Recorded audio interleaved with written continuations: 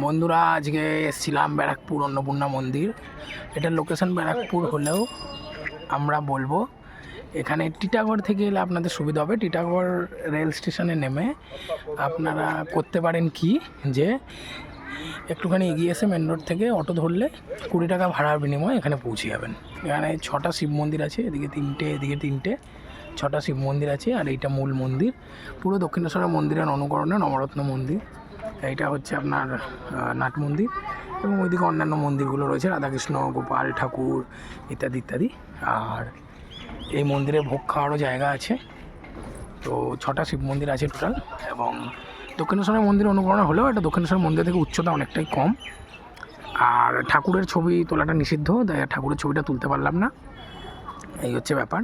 এদিকে গঙ্গার ঘাটও আছে, দেখুন দূর থেকে দেখা যাচ্ছে গঙ্গার ঘাট, এই যে গঙ্গা। তো গঙ্গাতেও যেতে পারেন আপনারা, কোনো সমস্যা নেই। আশা করি ভালো লাগবে। জয় মা অন্নপূর্ণা। আমি 5ই এপ্রিল অর্থাৎ চৈত্র মাসের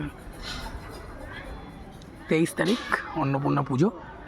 তো সবাই আসবেন, শনিবার সবাই আসবেন, ভালো লাগবে। ধন্যবাদ। জয় মা অন্নপূর্ণা, জয় বাবা ভোলেনাথ।